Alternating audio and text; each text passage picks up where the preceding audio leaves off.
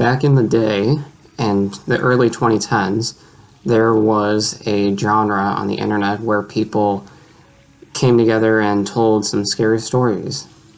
That, my friends, was called creepypastas. Now, you may or may not know about creepypastas, but back in the early 2010s, it was up and coming, and it was this genre of literature where people shared scary stories over the internet. And sometimes it was based on true things, and sometimes it was just kind of random ass shit. But it was pretty popular back in this day, and for several years, up until like 2016. That's when it started to fade. But yeah, it's kind of crazy because I used to listen to creepypastas all the time. And in fact, I actually did a creepypasta on this channel back, can't remember when, but it was just an experiment, just to see if I would like it or if audience would like it, whatever. It actually got a lot of views, but I didn't really like doing it as much as I thought I would. So I stopped doing it. It was the first and only creepypasta I ever done on the channel. So I guess the question is, what led to it dissolving over the years? Well, I think that first off, what made it so popular in the beginning? In my perspective, I think it was because people were social media, like it was still pretty young, and it still is very young, but like, of course, in the mid 2000s, that's when it started to gain traction.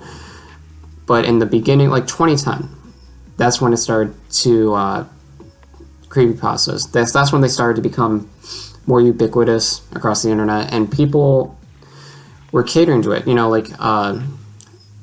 If you want to look up really any creepypasta, there's several websites, but the main one was called Creepypasta Wiki, and that's where I read some as well. I also listened to them on YouTube.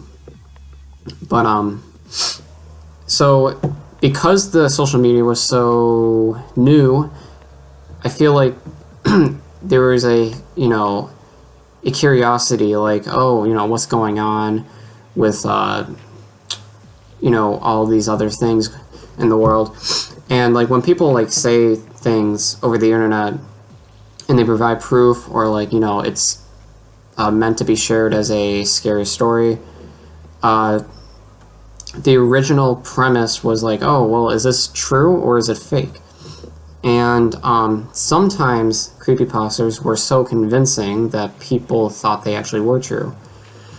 One such case was a creepypasta named Ben Drowned, and it's based on a Legend of Zelda Majora's Mask creepypasta. So it was a gaming creepypasta, and people, you know what, now that I'm thinking about it, I don't remember the original forum that it was posted to. I don't know. I don't think it was Creepypasta Wiki or anything. I don't think it was that. Maybe it was. But that's besides the point, actually. When it was posted, my point is that when it was posted, there was a lot of like video evidence and journal entries, and so it seemed very convincing because the player or the narrator described what was going on, and he would actually have evidence of it. So the audio and the visuals, and it was scary. It was extremely convincing. So that's one instance of a creepypasta being very realistic. And there's others where the story is based on something that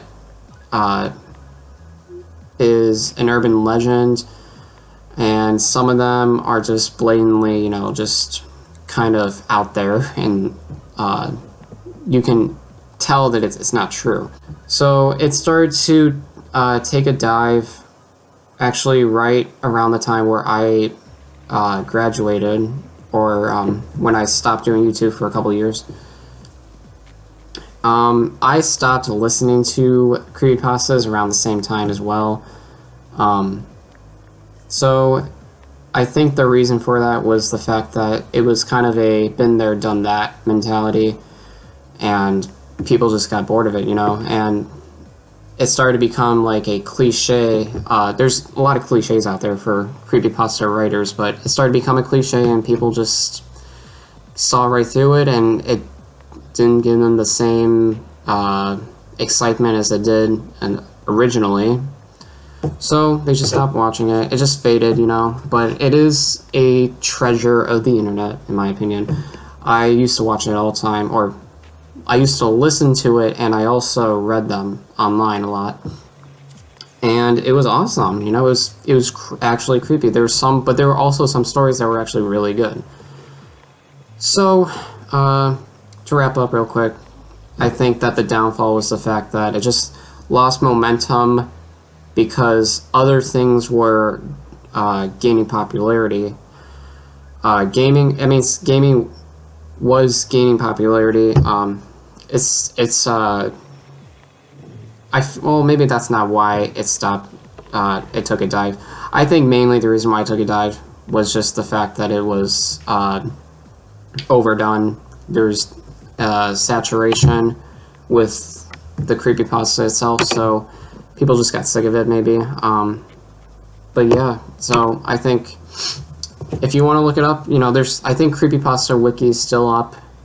You could probably just read some if you want to. People are probably still writing them. But if you want to go to creepypasta wiki, you can look at that. I think a lot of people nowadays just go on Reddit, the R Creepy forum, and they just read stuff on there. Or maybe 4chan, I don't know. But either way, those stories are up there if you want to read them and get a taste of the past, I guess you could say. I know it's not that long ago that it was, it was in its prime, but yeah, it's still a good thing to look back on. Yeah, that's about it, guys. Thank you for watching, and I'll see you guys in the next video. Goodbye.